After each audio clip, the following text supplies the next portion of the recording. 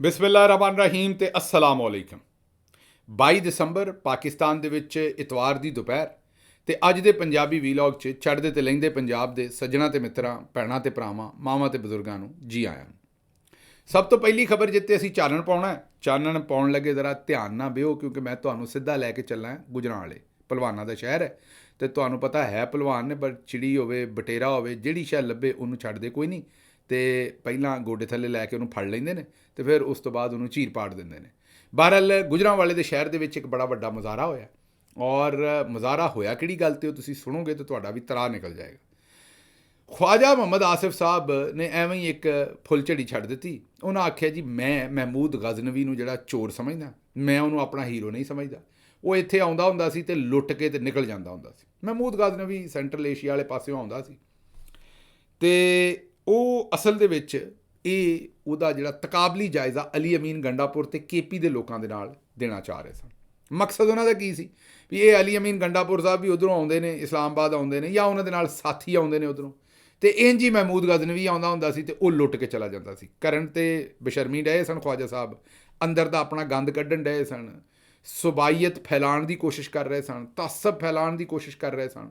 ਲਸਾਨੀਅਤ ਜਿਹਨੇ ਪਹਿਲਾਂ ਹੀ ਪਾਕਿਸਤਾਨ ਦੀ ਚੂਲਾਂ ਹਿਲਾ ਛੱਡੀਆਂ ਨੇ, ਉਸ ਲਸਾਨੀਅਤ ਦੇ ਵਿੱਚ ਥੋੜ੍ਹਾ ਜਿਹਾ ਹੋਰ ਆਪਣੀ ਬੇਸ਼ਰਮੀ ਦੀ ਅਮੇਜ਼ਿਸ਼ ਕਰਕੇ ਕੰਮ ਨੂੰ ਖਰਾਬ ਕਰਨ ਡਏ ਸਨ। ਉਹਨੂੰ ਕੰਮ ਨੂੰ ਜਿਹੜਾ ਮੈਂ ਇਹੀ ਆਖਾਂਗਾ ਵੀ ਉੱਥੇ ਗੱਡਾ ਹੋਰ ਫਸਾਉਣ ਡਏ ਸਨ ਕੌਮ ਦਾ। ਲੇਕਿਨ ਗੁਜਰਾਂਵਾਲੇ ਵਾਲਿਆਂ ਨੂੰ ਗੱਲ ਸਮਝ ਨਹੀਂ ਆਈ। ਮੇਰਾ ਖਿਆਲ ਉਹ ਕਿਸੇ ਹੋਰ ਪਾਸੇ ਨੂੰ ਤੁਰ ਪਏ। ਉਹਨਾਂ ਆਖਿਆ ਜੀ ਕਿ ਜਿਹੜਾ ਆਪਣਾ ਜਿਨ੍ਹਾਂ ਸਾਹਿਬ ਦੇ ਖਿਲਾਫ ਇਹਨਾਂ ਨੇ ਬਿਆਨ ਦਿੱਤਾ ਮਹਿਮੂਦ ਗਜ਼ਨਵੀ, ਗੁਜਰਾਂਵਾਲੇ ਵਾਲਿਆਂ ਨੇ ਆਖਿਆ ਵੀ ਮਹਿਮੂਦ ਗਜ਼ਨਵੀ ਤਾਂ ਸਾਡਾ ਮਾਮਾ ਸੀ। ਆਹੋ, ਉਹਨਾਂ ਆਖਿਆ ਅਸੀਂ ਸਾਨੂੰ ਤਾਂ ਬੜੀ ਤਕਲੀਫ ਹੋਣੀ। ਹਾਲਾਂ ਮਹਿਮੂਦ ਗਜ਼ਨਵੀ ਸਾਹਿਬ ਪਤਾ ਨਹੀਂ ਕਦੋਂ ਆਏ ਸਨ ਅਤੇ ਕਦੋਂ ਗਏ ਸਨ। ਸੋਮਨਾਥ ਦੇ ਉਹਨਾਂ ਮੰਦਿਰ ਤੋੜੇ ਸਨ। ਉਦੋਂ ਜਦੋਂ ਮੇਰੇ ਖਿਆਲ ਤੋੜੇ ਹੋਣੇ ਨੇ, ਸਾਡੇ 'ਚੋਂ ਕਈ ਲੋਕ ਜਿਹੜੇ ਨੇ, ਹਾਂਜੀ ਦਰੁਸਤ ਸੁਣ ਰਹੇ ਹੋ ਤੁਸੀਂ, ਸਾਡੇ 'ਚੋਂ ਕਈ ਲੋਕ ਉਹਨਾਂ ਦੇ ਵਡੇਰੇ ਜਿਹੜੇ ਨੇ ਉਸ ਵੇਲੇ ਮੇਰਾ ਖਿਆਲ ਹਿੰਦੂ ਹੋਣੇ ਨੇ ਜਾਂ ਕਿਸੇ ਦੇ ਸਿੱਖ ਹੋਣੇ ਨੇ। ਉਸ ਵੇਲੇ ਹੋ ਸਕਦਾ ਉਹਨਾਂ ਮੰਦਰਾਂ ਦੇ ਵਿੱਚ ਜਾ ਕੇ ਪੂਜਾ ਸ਼ੂਜਾ ਵੀ ਕਰਦੇ ਹੋਣ, ਭਾਵੇਂ ਇਹਦੇ 'ਤੇ ਹੁਣ ਮੇਰੇ 'ਤੇ ਫਤਵੇ ਦੇ ਦੇਣ, ਪਰ ਤਾਰੀਖ ਤਾਂ ਇਹੀ ਹੈ। ਮਸਲਨ ਮੈਂ ਤੁਹਾਨੂੰ ਮਿਸਾਲ ਦਿੰਦਾ, ਮੇਰੇ ਇੱਕ ਦੋਸਤ ਨੇ ਬੜੇ ਚੰਗੇ, ਪਿਛਲੇ ਦਿਨੋਂ ਆਪਣਾ ਤੁਹਾਨੂੰ ਚੇਤਾ ਹੈ ਨਾ ਕਿ ਮਰਵਤ ਸਾਹਿਬ ਜਿਹੜੇ ਨੇ, ਉਹਨਾਂ ਨੇ ਵੀ ਜਾ ਕੇ ਤੇ ਇੱਕ ਅਲੀ ਰਜ਼ਾ ਸ਼ਾਹ ਸਾਹਿਬ ਨੇ ਉੱਥੇ DIG ਨੇ, ਉਹਨਾਂ ਦੀ ਮੈਂ ਗੱਲ ਨਹੀਂ ਕਰ ਰਿਹਾ ਅਲੀ ਰਜ਼ਾ ਸ਼ਾਹ ਸਾਹਿਬ ਦੀ, ਉਹ ਤਾਂ ਆਪਣਾ ਬਿਹਤਰ ਜਾਣਦੇ ਹੋਣਗੇ ਜਿਹੜਾ ਵੀ ਮਾਮਲਾ, ਲੇਕਿਨ ਕਿੱਸਾ ਤੁਹਾਨੂੰ ਸੁਣਾ ਰਿਹਾ ਵੀ ਉਹਨਾਂ ਕੋਲੋਂ ਮਾफ़ੀ ਮੰਗ ਲਈ ਤੇ ਮਾफ़ੀ ਮੰਗਣ ਦੀ ਵਜ੍ਹਾ ਦੱਸੀ ਵੀ ਕਿਉਂਕਿ ਇਹ ਸੈयद ਨੇ ਤੇ ਮੈਂ ਇਹਨਾਂ ਨੂੰ ਮਾੜਾ ਚੰਗਾ ਆਖ ਦਿੱਤਾ ਤੇ ਮੈਂ ਮਾफ़ी ਮੰਗਣ ਡਿਆ। लेकिन मुझे बाद में पता चला कि अली रज़ा साहब जो हैं वो सैयद हैं, और सैयद होने के नाते जो हैं ये अल्फाज जो हैं इसके लिए, इसके ख़ानदान के लिए जो हैं वो यकीनन दुख का बाइस बने होंगे।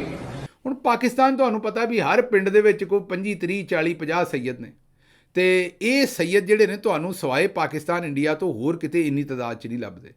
ਬੜੀ ਤਾਰੀਖ ਪੜ੍ਹਨ ਦੀ ਕੋਸ਼ਿਸ਼ ਕੀਤੀ ਵੀ ਕਿਹੜਾ ਐਸਾ ਵਾਕਿਆ ਹੋਇਆ, ਕਿਹੜਾ ਐਸਾ ਕੰਮ ਹੋਇਆ ਕਿ ਸੈयदाਂ ਦਾ ਤਾਂ ਤੁਹਾਨੂੰ ਪਤਾ ਸਾਰਾ ਜਿਹੜਾ ਇਲਾਕਾ ਸੀ ਉਹ ਤੇ ਸਾਊਦੀ ਅਰਬ ਤੇ ਆਪਣਾ ਇਰਾਕ ਤੇ ਕਰਬਲਾ ਤੇ ਉਹਦੇ ਇਰਦ ਗਿਰਦ ਉਹੀ ਮੁਲਕ ਸਨ। ਇਰਾਕ ਜ਼ਿਆਦਾ ਤੋਂ ਜ਼ਿਆਦਾ ਇਰਾਨ ਤੱਕ ਪੜਾਉਂਦੇ। ਚਲੋ ਇਹ ਸਾਡੇ ਕੋਲ ਕਿਉਂ ਆ ਗਏ ਸਾਰੇ ਦੇ ਸਾਰੇ ਸੈयद ਬਾਦਸ਼ਾਹ? ਮੈਂ ਨਹੀਂ ਆਂਦਾ ਵੀ ਆ ਕੇ ਕੋਈ ਗਲਤੀ ਕੀਤੀ, ਚੰਗਾ ਕੀਤਾ ਆਏ ਨੇ, 100 ਬਿਸਮਿਲ੍ਲਾ। ਸਾਡੇ ਲਈ ਤਾਂ ਸਾਡਾ ਤੁਹਾਨੂੰ ਪਤਾ ਬੜਾ ਹੀ ਕਾਬਲੇ ਇਹਤਰਾਮ ਨੇ ਸੈयद, ਉਹਨਾਂ ਦੀ ਜਿਹੜੀ ਨਿਸਬਤ ਹੈ ਅਸੀਂ ਤਾਂ ਉਸ ਦੀ ਵਜ੍ਹਾ ਤੋਂ ਇਹਤਰਾਮ ਕਰਾਂਗੇ। ਪਰ ਕਈ ਵਾਰੀ ਹਰ ਬੰਦਾ ਜਿਹੜੀ ਇੱਟ ਚੁੱਕਦੇ ਥੱਲਿਓਂ ਸੈयद ਨਿਕਲ ਆਉਂਦਾ, ਉਹਨੇ ਜੱਟ ਰਾਜਪੂਤ ਗੁੱਜਰ ਨਹੀਂ ਨਿਕਲਦੇ ਪਾਕਿਸਤਾਨ ਦੇ ਵਿੱਚੋਂ ਜਿੰਨੇ ਇਸ ਵੇਲੇ ਸੈयद ਨਿਕਲ ਆਉਂਦੇ ਨੇ। ਤੇ ਉਸ ਵਜ੍ਹਾ ਤੋਂ ਹੁਣ ਵੇਖੋ ਸਾਡੇ ਮਰਵਤ ਸਾਹਿਬ ਜਿਹੜੇ ਨੇ, ਚੰਗੇ ਭਲੇ ਹੀਰੋ ਦਾ ਦਰਜਾ ਸੀ ਉਹਨਾਂ ਦਾ, ਹੁਣ ਥਾਂ ਉਹਨਾਂ ਨੂੰ ਮਾਫੀਆਂ ਮੰਗਣੀਆਂ ਪੈਣ ਡੀਆਂ ਨੇ, ਕਦੀ ਸੈयद ਦਾ ਬਹਾਨਾ ਕਦੀ ਕੋਈ ਬਹਾਨਾ, ਤੇ ਉਹਨਾਂ ਨੂੰ ਵੀ ਹੁਣ ਕਿਸੇ ਨੇ ਆਖਿਆ ਵੀ ਜਾਓ ਜਾ ਕੇ ਹੁਣ ਮਾਫੀਆਂ ਮੰਗਦੇ ਫਿਰੋ। ਉਹ ਮੈਂ ਤੁਹਾਨੂੰ ਆਖਿਆ ਤਾਂ ਸੀ ਵੀ ਉਹ ਇੱਕ ਮੀਰ ਆਲਮ ਸਨ ਨਾ, ਉਹਨਾਂ ਦਾ ਬਾਬਾ ਜੀ ਜਿਹੜੇ ਨੇ ਉਹ ਫੌਤ ਹੋਣ ਲੱਗੇ ਸਨ, ਤੇ ਉਹ ਸਾਰੇ ਪੋਤਰੇ ਪੋਤਰੀਆਂ ਸਾਰੇ ਆਲੇ ਦੁਆਲੇ ਬਾਬਾ ਜੀ ਦੇ ਬਹਿ ਗਏ। ਉਹਨਾਂ ਕਿਹਾ ਬਾਬਾ ਜੀ ਜਾਣ ਲੱਗੇ ਜੇ ਕੋਈ ਪੂਰੀ ਨਸਲ ਨੂੰ। ਇਹ ਲੰਬੜਦਾਰ ਸਾਹਿਬ ਨੇ ਮੈਨੂੰ ਗੱਲ ਸੁਣਾਈ, ਤੇ ਉਹਨਾਂ ਨੇ ਲੰਬੜਦਾਰ ਸਾਹਿਬ ਮੈਨੂੰ ਆਂਦੇ ਨੇ ਵੀ ਉਹਨਾਂ ਪੁੱਛਿਆ ਬਾਬਾ ਜੀ ਕੋਲੋਂ ਵੀ ਬਾਬਾ ਜੀ ਜਾਣ ਲੱਗੇ ਜੇ ਪੂਰੀ ਜ਼ਿੰਦਗੀ ਗੁਜ਼ਾਰੀ ਜੇ ਦੁਨੀਆ 'ਚ, ਕੋਈ ਸਾਨੂੰ ਇਹੋ ਜਿਹੀ ਗੱਲ ਸਾਡੇ ਪੱਲੇ ਬੰਨ੍ਹ ਕੇ ਜਾਓ ਕਿ ਜਿਹੜੀ ਗੱਲ ਦੇ ਨਾਲ ਸਾਡੀ ਜ਼ਿੰਦਗੀ ਗੁਜ਼ਰ ਜਾਏ। ਉਹਨਾਂ ਕੇ ਪੁੱਤਰ ਇੱਕੋ ਹੀ ਗੱਲ ਹੈ, ਹਰ ਵੇਲੇ ਹਰ ਕਿਸੇ ਕੋਲੋਂ ਹਰ ਸ਼ੈ ਮੰਗਦੇ ਰਹਿਣਾ। ਹਾਂਜੀ ਦਰੁਸਤ ਸੁਣਿਆ ਤੁਸੀਂ, ਹਰ ਵੇਲੇ ਹਰ ਕਿਸੇ ਕੋਲੋਂ ਹਰ ਸ਼ੈ ਮੰਗਦੇ ਰਹਿਣਾ। ਮਤਲਬ ਮੰਗਣ ਤੋਂ ਜਿਹੜਾ ਨਾ ਉਹ ਕਿਸੇ ਵੇਲੇ ਵੀ ਸ਼ਰਮਿੰਦਗੀ ਨਹੀਂ ਕਰਨੀ। ਤਾਂ ਮੈਨੂੰ ਲੱਗਦਾ ਹੈ ਕਿ ਕਿਤੇ ਉਹ ਜਿਹੜਾ ਮਰਵਤ ਸਾਹਿਬ ਨੂੰ ਵੀ ਕਿਤੇ ਇਹ ਮਿਸਾਲ ਕਿਸੇ ਨੇ ਦੇ ਦਿੱਤੀ ਹੈ ਕਿ ਹਰ ਵੇਲੇ ਹਰ ਕਿਸੇ ਕੋਲੋਂ ਹਰ ਸ਼ੈ ਮੰਗਦੇ ਰਹੋ, ਕਿਤੇ ਨਾ ਕਿਤੇ ਤੇ ਅਪੜੋਗੇ। ਖੈਰ ਉਹ ਜਾ ਆਪਣੇ ਸੈयद ਸਾਹਿਬ ਦੇ ਕੋਲ, ਤੇ ਉਹਨਾਂ ਨੇ ਉਹਨਾਂ ਨੂੰ ਆਖਿਆ ਜੀ ਕਿ ਤੁਸੀਂ ਸ਼ਾਹ ਸਾਹਿਬ ਹੋ ਤੇ ਮੈਂ ਇਸ ਲਈ ਤੁਹਾਡੇ ਕੋਲ ਮਾਫੀ ਮੰਗਦਾ। ਹੁਣ ਸੈयद ਤੇ ਕਈ ਨੇ, ਹੁਣ ਮੋਹਸਿਨ ਨਕਵੀ ਸਾਹਿਬ ਨੇ ਵੀ ਕੱਲ੍ਹ ਨੂੰ ਖੜਾਕ ਕਰ ਦੇਣਾ ਇਸੇ ਗੱਲ ਦੇ ਉੱਤੇ, ਤੇ ਉਸ ਤੋਂ ਬਾਅਦ ਆਪਣੇ ਤੁਹਾਨੂੰ ਪਤਾ army chief general Syed Asim Munir ਸਾਹਿਬ, ਉਹਨਾਂ ਨੂੰ ਆਪਣੇ ਮੋਹਿਤ ਪੀਰਜ਼ਾਦਾ ਸਾਹਿਬ ਤਮਗਾ ਇਮਤਿਆਜ਼ ਮਿਲਟਰੀ ਵੀ ਬੜੇ ਪਿਆਰ ਨਾਲ ਆਖਦੇ ਨੇ, ਉਹਨਾਂ ਕੋਲੋਂ ਵੀ ਮਾਫੀਆਂ ਮੰਗਣੀਆਂ ਪੈਣੀਆਂ ਨੇ ਫਿਰ ਸੈਯਦ ਦੇ ਹਿਸਾਬ ਨਾਲ। ਬਹਰਹਾਲ ਮੇਰੇ ਇੱਕ ਸੱਜਣ ਨੇ, ਮਿੱਤਰ ਨੇ, ਬੜੇ ਹੀ ਤਗੜੀ ਫੈਮਿਲੀ ਤੋਂ ਬਿਲੋਂਗ ਕਰਦੇ ਨੇ। ਤਗੜੀ ਦਾ ਮਤਲਬ ਇਹ ਹੈ ਪੜ੍ਹੀ ਲਿਖੀ ਫੈਮਿਲੀ। ਮਤਲਬ ਤੁਸੀਂ ਇਹ ਸੋਚੋ ਕਿ ਉਹਨਾਂ ਦੇ ਜਿਹੜੇ ਦਾਦਾ ਜੀ ਸਨ, ਅੱਬਾ ਜੀ ਨਹੀਂ ਦਾਦਾ ਜੀ, ਇਸ ਵੇਲੇ ਆਪ ਵੀ ਉਹ 50 ਦੇ ਗੇੜ 'ਚ ਨੇ, ਉਹਨਾਂ ਦੇ ਦਾਦਾ ਜੀ ਜਿਹੜੇ ਸਨ ਉਹ ਕੋਲੰਬੀਆ ਯੂਨੀਵਰਸਿਟੀ 'ਚ ਪੜ੍ਹਾਉਂਦੇ ਸਨ। ਇੱਥੋਂ ਤੁਸੀਂ ਆਪ ਹਿਸਾਬ ਲਾ ਲਓ ਕਿ ਚੰਗੀ ਭਰਵੀਂ ਕਿਸਮ ਦੀ ਪੜ੍ਹੀ ਲਿਖੀ ਫੈਮਿਲੀ। ਮਤਲਬ ਜਿਸ ਵੇਲੇ ਇੰਡੀਆ ਪਾਕਿਸਤਾਨ ਨਹੀਂ ਸੀ ਬਣਿਆ ਉਸ ਜ਼ਮਾਨੇ ਦੀਆਂ PhDਆਂ ਤੇ ਉਹ ਗੱਲਾਂ ਤੇ ਉਹ ਬਾਤਾਂ ਸਮਝਦੇ ਨੇ। ਫਿਰ ਉਹ ਪਾਕਿਸਤਾਨ ਦੇ ਵਿੱਚ ਵਜ਼ੀਰ ਵੀ ਰਹੇ ਐਜੂਕੇਸ਼ਨ ਦੇ, ਫਿਰ ਉਹ ਪਾਕਿਸਤਾਨ ਦੀਆਂ ਯੂਨੀਵਰਸਿਟੀਆਂ ਦੇ ਪ੍ਰਿੰਸੀਪਲ ਵੀ ਰਹੇ ਜਿਨ੍ਹਾਂ ਦੀ ਮੈਂ ਗੱਲ ਕਰਨ ਡਿਆ। ਉਹਨਾਂ ਦੇ ਟੱਬਰ ਦੇ ਵਿੱਚ ਉਹ ਵੀ ਕੁਰੈਸ਼ੀ ਨੇ, ਤੇ ਉਹਨਾਂ ਦਾ ਟੱਬਰ ਵੀ ਅੱਧੇ ਤੋਂ ਜ਼ਿਆਦਾ ਜਿਹੜਾ ਉਹ ਆਪਣੇ ਆਪ ਨੂੰ ਸ਼ਾਹ ਸਾਹਿਬੀ, ਜਿਹੜੇ ਹੁਣ ਮਾਡਰਨ ਹੋ ਗਏ ਨੇ ਉਹ ਸ਼ਾਹ ਸਾਹਿਬ ਨਹੀਂ ਕਹਾਉਂਦੇ, ਬਾਕੀ ਆਪਣੇ ਆਪ ਨੂੰ ਸ਼ਾਹ ਸਾਹਿਬੀ ਕਹਾਉਂਦੇ ਨੇ, ਕੁਰੈਸ਼ੀ ਕਹਾਉਂਦੇ ਨੇ, ਸੈਯਦ ਕਹਾਉਂਦੇ ਨੇ। ਉਹਨਾਂ ਨੇ ਮੈਨੂੰ ਇਹ ਆਪ ਗੱਲ ਸੁਣਾਈ।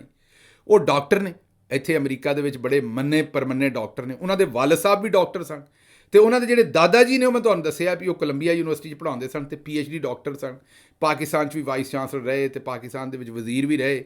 ਉਹ ਜ਼ਮਾਨੇ ਜਦੋਂ ਵਜ਼ੀਰ ਇੰਨੇ ਪੜ੍ਹੇ ਲਿਖੇ ਹੁੰਦੇ ਸਨ, ਕਾਇਦ ਆਜ਼ਮ ਸਾਹਿਬ ਦੇ ਅੱਗੇ ਪਿੱਛੇ ਜਿਹੜਾ ਟਾਈਮ ਸੀ ਉਹਦੀ ਮੈਂ ਗੱਲ ਕਰਨ ਡਿਆ। ਉਹ ਡਾਕਟਰ ਸਾਹਿਬ ਨੇ ਮੈਨੂੰ ਦੱਸਿਆ ਕਿ ਜੀ ਮੈਨੂੰ ਕਿਉਂਕਿ ਇਹੀ ਦੱਸਿਆ ਜਾਂਦਾ ਸੀ ਵੀ ਸੈਯਦ, ਤੇ ਇੱਥੇ ਅਮਰੀਕਾ ਦੇ ਵਿੱਚ ਨਾ ਇੱਕ ਰਿਵਾਜ ਹੈ ਅੱਜ ਕੱਲ੍ਹ ਲੋਕੀ ਆਪਣੀ ਰੂਟਸ ਦਾ DNA ਕਰਵਾਉਂਦੇ ਨੇ ਪਤਾ ਕਰਨ ਵਾਸਤੇ ਕਿ ਮੇਰਾ ਇਲਾਕਾ ਪਿੱਛੋਂ ਕਿਹੜਾ, ਮੇਰੇ ਵਡਾਰੂਆਂ ਦਾ, ਮੈਂ ਇਟਲੀ ਤੋਂ ਆਇਆ ਹਾਂ, ਮੈਂ ਕਿਤੇ ਸਿੰਗਾਪੁਰ ਤੋਂ ਇਲਾਕੇ 'ਚੋਂ ਆਏ ਹਾਂ, ਅਸੀਂ ਹਿੰਦੁਸਤਾਨ 'ਚੋਂ, ਤੇ ਕਿਹੜੇ ਇਲਾਕੇ 'ਚੋਂ ਆ। ਉਹਨਾਂ ਕਿਹਾ ਕਿਉਂਕਿ ਅਸੀਂ ਕੁਰੈਸ਼ੀ ਹਾਂ ਤੇ ਸਾਨੂੰ ਸਾਰੇ ਇਹੀ ਦੱਸਦੇ ਰਹੇ ਸਾਰੀ ਉਮਰ ਵੀ ਤੁਸੀਂ ਸੈਯਦ ਹੋ। ਉਹਨਾਂ ਆਖਿਆ ਕਿ ਜਦੋਂ ਪਤਾ ਕਰਾਇਆ ਤੇ ਮੈਨੂੰ ਪਤਾ ਕਰਕੇ ਲੱਗਾ ਵੀ ਜਿਹੜਾ 90% ਉਹਨਾਂ ਦੇ ਖਾਨਦਾਨ ਦਾ, ਜਿਹੜੇ ਉਹਨਾਂ ਦੇ ਵਡਾਰੂ ਆਏ ਨੇ ਉਹ ਇੰਡੀਆ 'ਚੋਂ ਹੀ ਨੇ, ਤੇ 10% ਉਹਨਾਂ ਦਾ ਜਿਹੜਾ ਸ਼ਜਰਾ ਰਲਦਾ ਉਹ ਹੈ ਜਿਹੜੇ ਉਤਲੇ ਪਾਸੇ ਸਾਡੇ KP ਦੇ ਇਲਾਕੇ ਨੇ, ਖੈਬਰ ਪਖਤੂਨਖਵਾ ਦੇ, ਇਹ ਬੈਲਟ ਇਹਦੇ ਨਾਲ ਨੇ। ਉਹਨਾਂ ਕਿਹਾ ਜੀ ਕੋਈ ਮਿਡਲ ਈਸਟ ਦੇ ਨਾਲ, ਕੋਈ ਸਾਊਦੀ ਅਰਬ ਦੇ ਨਾਲ, ਕਿਤੇ ਪਿੱਛੇ ਸੈਂਚਰੀਆਂ ਦੇ ਵਿੱਚ, ਸਦੀਆਂ ਪਿੱਛੇ ਜਿਹੜਾ ਉਹ ਕੋਈ ਸ਼ਜਰਾ ਕਿਤੇ ਨਹੀਂ ਮਿਲਿਆ, ਤੇ ਕਿਤੇ ਕੋਈ ਸੈਯਦਾਂ ਦੇ ਨਾਲ ਜਿਹੜੀ ਲਾਈਨ ਹੈ ਉਹ ਜਾ ਕੇ ਨਹੀਂ ਰਲੀ। ਉਹਨਾਂ ਆਖਿਆ ਮੈਂ ਜਿਸ ਵੇਲੇ ਆਪਣੇ ਸਾਰੇ ਟੱਬਰ ਨੂੰ ਇਹ ਗੱਲ ਦੱਸੀ ਤੇ ਉਹ ਮੇਰੇ ਨਾਲ ਲੜ ਪਏ। ਉਹਨਾਂ ਆਖਿਆ ਤੂੰ ਨਹੀਂ ਹੋਏਗਾ, ਅਸੀਂ ਤੇ ਹੈਗੇ। ਇਸੇ ਤਰ੍ਹਾਂ ਤੁਹਾਨੂੰ ਇੱਕ ਲਤੀਫਾ ਸੁਣਾ ਦਿੰਦੇ। ਸਾਡੇ ਇੱਕ ਪਿੰਡ ਹੈ ਸਰਗੋਦਾ ਰੋਡ ਦੇ ਲਾਗੇ, ਉੱਥੋਂ ਦਾ ਮੀਰ ਆਲਮ ਸੀ, ਪਿੰਡ ਵਾਲੇ ਛੇੜਦੇ ਸਨ ਤੇ ਉਹ ਸ਼ਹਿਰ ਗਿਆ ਤੇ ਉੱਥੇ ਜਾ ਸੈਯਦ ਬਣਿਆ। ਉਹ ਉੱਥੇ ਕੋਈ ਗੱਲ ਸ਼ਾਲ ਖੁੱਲੀ, ਕੋਈ ਗੱਲਬਾਤ ਹੋਈ ਤੇ ਉਹ ਮੇਰੇ ਇੱਕ ਕਜ਼ਨ ਦੇ ਕੋਲੋਂ ਉਹਨਾਂ ਪੁੱਛਿਆ ਕਿ ਬਈ ਇਹ ਸੈਯਦ ਨੇ ਕਿ ਨਹੀਂ। ਉਹਨੇ ਕਿਹਾ ਜੀ ਬਿਲਕੁਲ ਸੈਯਦ ਨੇ। ਉਹਨਾਂ ਕਿਹਾ ਯਾਰ ਤੁਸੀਂ ਕੀ ਗੱਲ ਕਰਦੇ ਹੋ, ਤੁਹਾਡਾ ਉਹੀ ਇਲਾਕਾ ਬਣਦਾ ਹੈ ਤੇ ਸਾਨੂੰ ਤਾਂ ਪਤਾ ਲੱਗਾ ਵੀ ਇਹ ਬਾਅਦ 'ਚ ਬਣੇ ਨੇ ਤੇ ਇਹ ਸੈਯਦ ਅਸਲ ਨਹੀਂ ਹੈਗੇ। ਉਹਨਾਂ ਕਿਹਾ ਬਿਲਕੁਲ ਅਸਲ ਨੇ, ਮੇਰੇ ਸਾਹਮਣੇ ਬਣੇ ਨੇ। ਤੇ ਇਹ ਗੱਲ ਹੈ ਜਨਾਬ। ਤੇ ਮੈਂ ਇਹ ਨਹੀਂ ਆਂਦਾ ਸਾਰੇ ਸੈਯਦ ਹੀ ਇਸ ਤਰ੍ਹਾਂ ਨੇ, ਲੇਕਿਨ ਜਿੰਨੀ ਕੁ ਦਵਾਈ ਪਾਈ ਉੱਥੇ ਹਰ ਦੂਜਾ ਬੰਦਾ ਹੀ ਸ਼ਾਹ ਸਾਹਿਬ ਹੈ, ਤੇ ਉਹ ਜ਼ਰਾ ਥੋੜ੍ਹਾ ਜਿਹਾ ਮਾਫੀ ਦੇ ਦਿਓ। ਮੇਰਾ ਮਤਲਬ ਹੈ ਵੀ ਸਾਰੇ ਇੱਧਰ ਨੂੰ ਹੀ ਤਾਂ ਨਹੀਂ ਸੀ ਆਉਣੇ ਨਾ, ਸੈਯਦ ਕੋ ਹੋਰ ਵੀ ਰੱਬ ਨੇ ਉਹਨਾਂ ਦੀ ਡਿਊਟੀ ਪੂਰੀ ਦੁਨੀਆ 'ਚ ਲਾਈ ਹੈ, ਪੂਰੀ ਦੁਨੀਆ ਨੇ ਉਹਨਾਂ ਕੋਲ ਸ਼ਰਫ ਹਾਸਲ ਕਰਨਾ ਹੈ। ਸਾਡੇ ਤੇ ਹਰ ਮਹੱਲੇ 'ਚ, ਹਰ ਪਿੰਡ 'ਚ, ਹਰ ਥਾਂ ਦੇ ਉੱਤੇ ਜਿਹੜਾ ਇਹੀ ਮੇਰਾ ਮਤਲਬ ਹੈ ਕਿ ਕੰਮ ਜਿਹੜਾ ਅਸੀਂ ਵਧਾ ਕੇ ਰੱਖ ਦਿੱਤਾ, ਤੇ ਅਸੀਂ ਤਾਂ ਫਿਰ ਮਾਫੀਆਂ ਮੰਗਣ 'ਤੇ ਰਵਾਂਗੇ ਜਨਾਬ। ਜਿਹੜਾ ਦੂਜਾ ਬੰਦਾ ਸਾਨੂੰ ਸੈਯਦ ਟੱਕਰ ਜਾਣਾ ਤੇ ਫਿਰ ਮਾਫੀ ਮੰਗਣੀ ਪੈਣੀ। ਅੱਛਾ ਜੀ, ਅੱਗੇ ਚੱਲਨੇ। ਅਗਲੀ ਜਿਹੜੀ ਖਬਰ ਤੁਹਾਡੇ ਸਾਹਮਣੇ ਰੱਖਣੀ ਹੈ ਉਹ ਖਬਰ ਉਹੀ ਹੈ ਜਿੱਤੇ ਅਸੀਂ ਗੱਲ ਕਰਨ ਡਏ ਸਾਂ ਕਿ ਉਹ ਜਨਾਬ ਉਹਨਾਂ ਆਖਿਆ ਵੀ ਮਹਿਮੂਦ ਗਜ਼ਨਵੀ ਤਾਂ ਸਾਡਾ ਮਾਮਾ ਹੈ। ਮਤਲਬ ਗੁਜਰਾਂਵਾਲੇ ਵਾਲੇ ਹੋਰ ਕਿਸੇ ਗੱਲ 'ਤੇ ਇhtਜਾਜ ਕਰਨ ਜਾਂ ਨਾ ਕਰਨ, ਮਾਜ਼ਰਤ, ਕਿਸੇ ਹੋਰ ਮੁੱਦੇ ਦੇ ਉੱਤੇ ਜਿਹੜੀ ਆਪਣੇ ਲਈ ਮੁਸੀਬਤ ਬਣੀ ਨਾ ਇਸ ਵੇਲੇ, ਇਹ ਨਿਜ਼ਾਮਦੀਨ ਸਾਹਿਬ ਤੇ ਉਹਨਾਂ ਦਾ ਜ਼ੁਲਮ ਸਾਰਾ, ਉਹਦੇ 'ਚ ਅਸੀਂ ਭਰਵੇਂ ਤਰੀਕੇ ਨਾਲ ਨਿਕਲੀਏ ਜਾਂ ਨਾ ਨਿਕਲੀਏ। ਜਿਹੜਾ ਸਦੀਆਂ ਪਹਿਲਾਂ ਇਸ ਦੁਨੀਆ ਤੋਂ ਚਲਾ ਗਿਆ ਮਹਿਮੂਦ ਗਜ਼ਨਵੀ, ਜਿਹਦਾ ਨਾ ਹੁਣ ਕੋਈ ਲੈਣਾ ਨਾ ਕੋਈ ਦੇਣਾ, ਅਸੀਂ ਉਹਨੂੰ ਚੋਰ ਆਖੀਏ, ਅਸੀਂ ਉਹਨੂੰ ਹੀਰੋ ਆਖੀਏ, ਉਹਨੂੰ ਕੋਈ ਫਰਕ ਨਹੀਂ ਪੈਂਦਾ ਉਹਦੀ ਸਿਹਤ 'ਤੇ। ਉਹ ਆਪਣਾ ਕੰਮ ਹੰਢਾ ਕੇ, ਆਪਣੀਆਂ ਹਕੂਮਤਾਂ ਕਰਕੇ, ਇੱਥੇ ਲੋਕਾਂ ਨੂੰ ਕੁੱਟ ਮਾਰ, ਜੋ ਵੀ ਉਹਨੇ ਕਰਨਾ ਸੀ ਕਰਕੇ, ਲੁੱਟ ਮਾਰ ਕੀਤੀ ਹੈ ਜਾਂ ਨਹੀਂ ਕੀਤੀ, ਚੰਗਾ ਸੀ ਜਾਂ ਮਾੜਾ ਸੀ, ਜਿਹੜਾ ਵੀ ਸੀ, ਆਪਣਾ ਜ਼ਮਾਨਾ ਤੇ ਆਪਣਾ ਵੇਲਾ ਚੰਗਾ ਵੰਜਾ ਕੇ ਉਹ ਆਪਣੇ ਰੱਬ ਕੋਲ ਚਲਾ ਗਿਆ। ਇਸ ਵੇਲੇ ਸਾਨੂੰ ਮੁਸੀਬਤ ਹੋਰ ਪਈ। ਸਾਡੇ ਤੇ ਜਿਹੜੇ ਡਾਕੂ ਨੇ, ਲੁਟੇਰੇ ਨੇ, ਉਹ ਸਵਾਰ ਕੀਤੇ ਨੇ ਚੌਧਰੀ ਨਿਜ਼ਾਮਦੀਨ ਨੇ। ਗੁਜਰਾਂਵਾਲੇ ਵਾਲਿਆਂ ਨੂੰ ਵੀ ਲੁੱਟਣ ਡਏ ਨੇ ਇਸ ਵੇਲੇ ਡਾਕੂ ਤੇ ਲੁਟੇਰੇ। ਮੈਂ ਨਹੀਂ ਆਂਦਾ ਗੁਜਰਾਂਵਾਲੇ ਵਾਲਿਆਂ ਦਾ ਆਪਣਾ ਹੋਣ ਤੇ ਵਿਚਾਰਾ ਉਹ ਜਿਹੜਾ ਦਸਤਗੀਰ ਸਾਹਿਬ ਦਾ ਪੁੱਤਰ ਹੈ ਖੁਰਮ ਦਸਤਗੀਰ, ਉਹ ਵੀ ਦੱਸਦਾ ਫਿਰਦਾ ਵੀ ਮੈਨੂੰ ਨਵਾਜ਼ ਸ਼ਰੀਫ ਨਹੀਂ ਮਿਲਦਾ।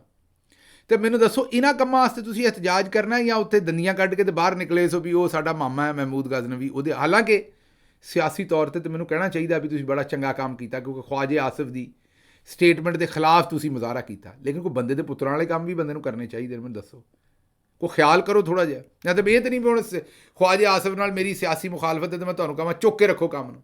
ਮਤਲਬ ਜਿਹੜੇ ਕੰਮਾਂ 'ਤੇ ਮੁਜ਼ਾਹਰਾ ਕਰਨਾ ਚਾਹੀਦਾ ਉੱਥੇ ਝਪੀਟ ਵੱਟ ਲੈਂਦੇ ਜੇ। ਉੱਥੇ ਮੇਰਾ ਮਤਲਬ ਹੈ ਕਿ ਲੋਈ ਦੇ ਵਿੱਚੋਂ ਮੂੰਹ ਨਹੀਂ ਬਾਹਰ ਕੱਢਦੇ। ਅਤੇ ਜਿੱਥੇ ਨਹੀਂ ਕਰਨ ਦੀ ਲੋੜ ਕਿ ਉਹ ਹੁਣ ਮਹਿਮੂਦ ਗਾਜ਼ਨਵੀ ਜਾਣੇ ਅਤੇ ਮੇਰਾ ਮਤਲਬ ਰੱਬ ਜਾਣੇ, ਅਤੇ ਉਹ ਤਾਂ ਕੰਮ ਪਤਾ ਨਹੀਂ ਕਿੰਨੀਆਂ ਸਦੀਆਂ ਦਾ ਪਾਰ ਹੋ ਗਿਆ ਹੋਇਆ।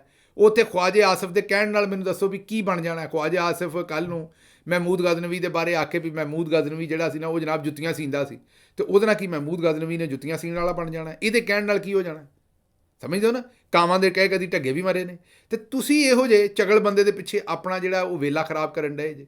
ਅਤੇ ਜਿਹੜੇ ਥਾਂ 'ਤੇ ਤੁਹਾਨੂੰ ਕੋਈ ਕਰਨਾ ਚਾਹੀਦਾ ਹੈ ਮਾਮਲਾ, ਉੱਥੇ ਤੁਸੀਂ ਕਰਦੇ ਨਹੀਂ ਜੇ। ਅਤੇ ਮੈਂ ਆਪ ਤੁਹਾਡੇ ਤੋਂ ਬੜਾ ਹੈਰਾਨ ਹੈ ਕਿ ਤੁਸੀਂ ਕੀ ਕਰਦੇ ਜੇ ਅਤੇ ਕਿਉਂ ਕਰਦੇ ਜੇ।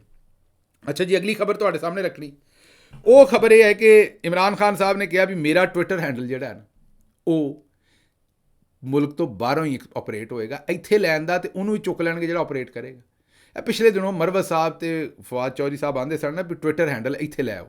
ਉਹਨੇ ਆਖਿਆ ਵੀ ਨਹੀਂ, ਮੇਰਾ ਜਿਹੜਾ ਨਾ ਉਹ ਬਾਹਰੋਂ ਹੀ ਆਪਰੇਟ ਹੋਏਗਾ, ਮੈਨੂੰ ਉੱਥੇ ਟਰਸਟ ਹੈ। ਇੱਥੇ ਲਿਆਂਦਾ ਅਤੇ ਚੁੱਕ ਲਿਆ ਜਾਣਾ ਬੰਦਾ। ਫੈਸਲਾ ਉਹਨਾਂ ਦਾ ਦਰੁਸਤ ਹੈ, ਅਸੀਂ ਵੀ ਬਿਲਕੁਲ ਆਖਾਂਗੇ ਵੀ ਬਾਹਰ ਹੀ ਰਹਿਣਾ ਚਾਹੀਦਾ।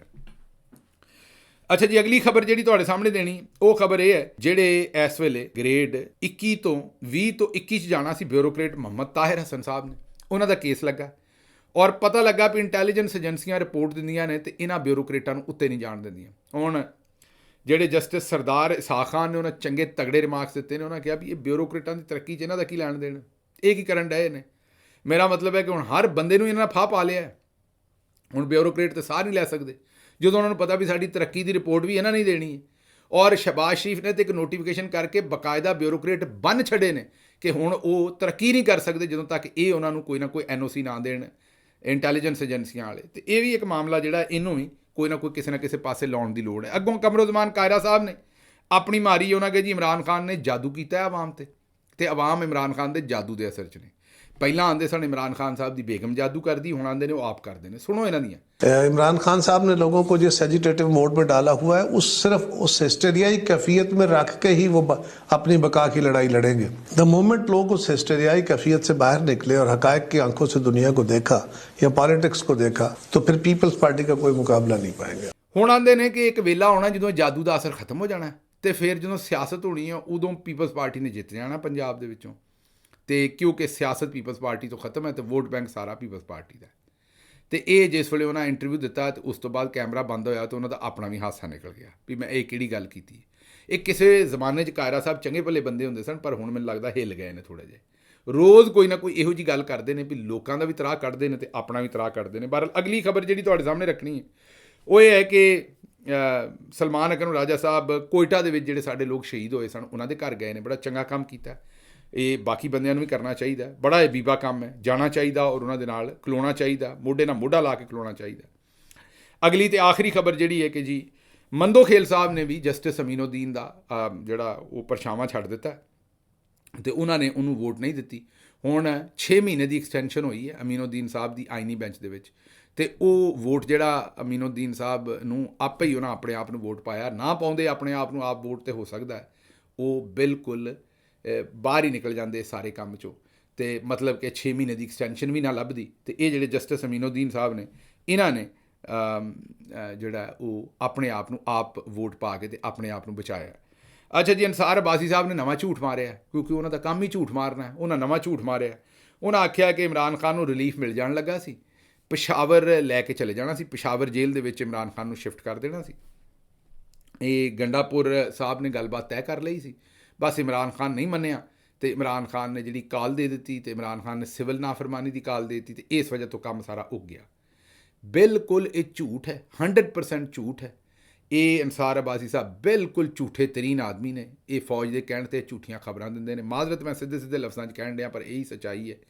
ਕੋਈ ਐਸਾ ਰਿਲੀਫ ਇਹਨਾਂ ਨਹੀਂ ਦੇਣਾ। ਇਹ ਰਿਲੀਫ ਉਦੋਂ ਹੀ ਲੱਭਣਾ ਜਦੋਂ ਤੁਸੀਂ ਬਾਹਰ ਨਿਕਲਣਾ ਹੈ ਅਤੇ ਇਮਰਾਨ ਖਾਨ ਨੂੰ ਰਿਲੀਫ ਲੈ ਕੇ ਦੇਣਾ। ਮੈਨੂੰ ਇੱਥੋਂ ਦਿਓ ਇਜਾਜ਼ਤ ਤੇ ਰੱਬ ਰੱਖ।